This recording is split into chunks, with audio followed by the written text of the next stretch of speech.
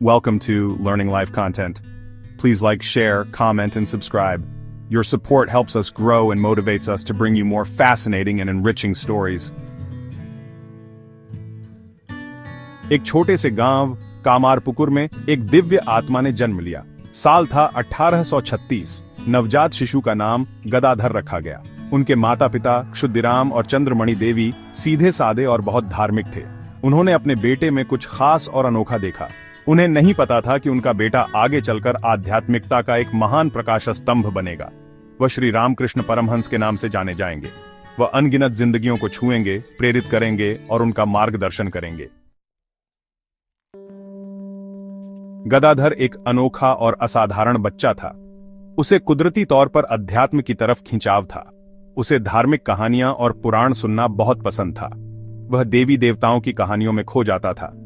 वह उनकी मौजूदगी को गहराई से महसूस करता था और उनके प्रति एक अजीब सा आकर्षण था। वह अक्सर दिव्य आनंद में डूब जाता। उसे दिव्य दर्शन होते और वह स्वर्गीय संगीत सुनता था। बचपन से ही वो ईश्वर के दर्शन के लिए तरसता था। 20 साल की उम्र में गदाधर की जिंदगी में एक बड़ा मोड़ आया। उन्होंने दक्षिणेश्वर काली मंदिर में पुजारी का काम शुरू किया। यह कोई मामूली मंदिर नहीं था। यहां भक्ति गंगा की तरह बहती थी। यहां मां काली के लिए उनकी प्यास और बढ़ गई। वह उनके दर्शन के लिए बेताब हो गए। उन्होंने इतनी जोर से प्रार्थना की कि उनका पूरा वजूद हिल गया। उनकी भक्ति की कोई सीमा न थी। रामकृष्ण की आध्यात्मिक यात्रा सिर्फ हिंदू धर्म तक ही सीमित नहीं थी। उन्होंने अपने जीवन में अलग अलग धर्मों को गहराई से खोजा। वो सच्चाई की तलाश में थे। उन्होंने इस्लाम को माना और मस्जिद में नमाज पढ़ी। उन्होंने ईसाई धर्म को अपनाया और क्रॉस के साथ ध्यान किया। उन्होंने कुरान पढ़ी। उन्होंने महसूस किया कि सारे धर्म एक ही सच्चाई की ओर ले जाते हैं। हर धर्म का असली मतलब एक ही है। रास्ते अलग अलग हो सकते हैं, लेकिन मंजिल एक ही है। सारे रास्ते एक ही सच्चाई की तरफ जाते हैं। उन्होंने हर चीज में ईश्वर को देखा, कुदरत में, लोगों में और उनके कामों में। उन्होंने सभी धर्मों की एकता का प्रचार किया।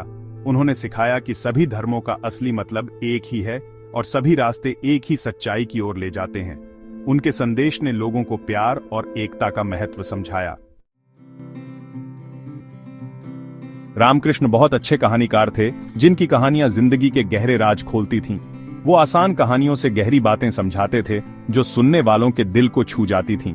उन्होंने भक्ति का महत्व बताया और ये भी बताया कि भक्ति कैसे हमारी आत्मा को साफ करती है और हमें भगवान के करीब लाती है। उन्होंने प्यार की ताकत पर जोर दिया और बताया कि प्यार कैसे हर मुश्किल को आसान बना सकता है और जिंदगी को अच्छा बना सकता है।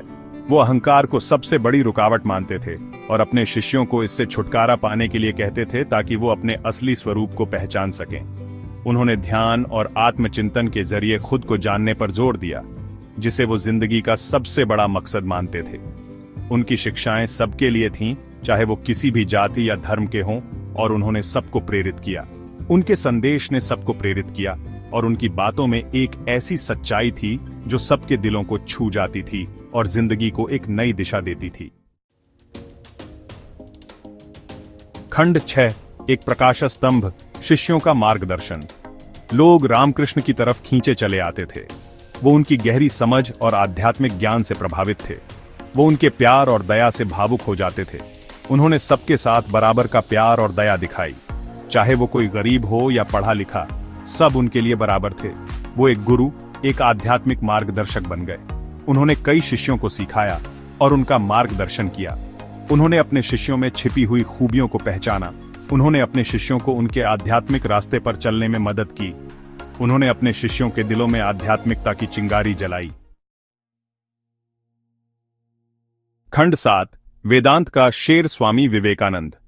उनके शिष्यों में से एक युवक का नाम नरेंद्र नाथ दत्ता था। बाद में वो स्वामी विवेकानंद के नाम से मशहूर हुए। रामकृष्ण ने उनकी अनोखी काबिलियत और प्रतिभा को पहचाना। उन्होंने नरेंद्र को अपना आध्यात्मिक उत्तराधिकारी बनाया, ये जानते हुए कि वो उनके संदेश को आगे बढ़ाएंगे। विवेकानंद ने रामकृष्ण के संदेश को पूरी दुनिया में फैलाया। उन्होंने वेदांत के मुश्किल सिद्धांतों को आसान भाषा में समझाया और लोगों को ज्ञान का रास्ता दिखाया। वो अपने गुरु की आवाज बन गए। उन्होंने लाखों लोगों को प्रेरित किया। स्वामी विवेकानंद ने अपने गुरु के विचारों को आम लोगों तक पहुंचाया और वेदांत के सिद्धांतों को दुनिया भर में फैलाया। उनके प्रवचनों ने लोगों के दिलों में आध्यात्मिकता की रोशनी जलाई और उन्हें सही रास्ते पर चलने के लिए प्रेरित किया। विवेकानंद ने अपनी पूरी जिंदगी लोगों की सेवा में लगा दी और उनके कामों से समाज में एक नई जागृति आई।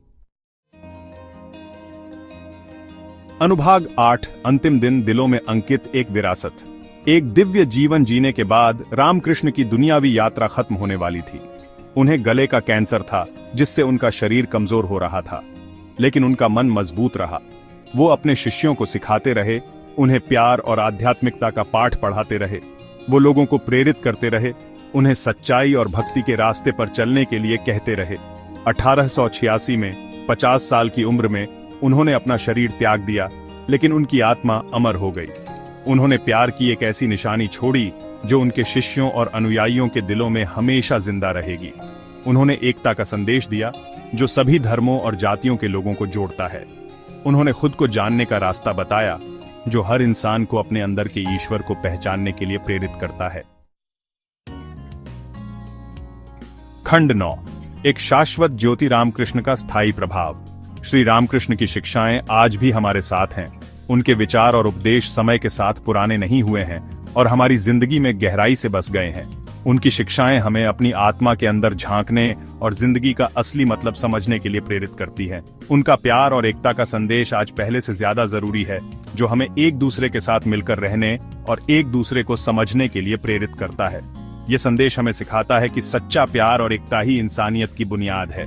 उन्होंने हमें सिखाया कि आध्यात्मिकता सब जगह एक जैसी है और सभी धर्मों में एक ही सच्चाई छिपी है।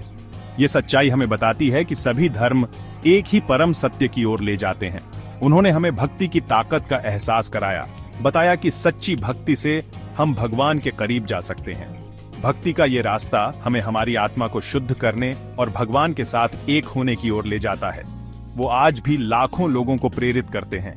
उनके विचार और शिक्षाएं हमारी जिंदगी को सही दिशा दिखाती हैं। उनकी शिक्षाएं हमें जिंदगी के हर पहलू में आध्यात्मिकता को शामिल करने के लिए प्रेरित करती हैं। वो हमें याद दिलाते हैं कि ईश्वर हमारे अंदर ही है, हमें बस उसे ढूंढना है। ये दिव्यता हमें अपनी आत्मा के अंदर ही मिलती है। हमें बस अपने दिल के दरवाजे खोलने हैं और हम उस दिव्यता को पा सकते हैं। ये दिव्यता हमें शांति और खुशी देती है। हमें बस अपने दिल के दरवाजे खोलने हैं और हम उस दिव्यता को पा सकते हैं। ये दिव्यता हमें सच्ची शांति और आनंद देती है। Thank you for watching Learning Life content. Please like, share, comment, and subscribe. Your support helps us grow and motivates us to bring you more fascinating and enriching stories.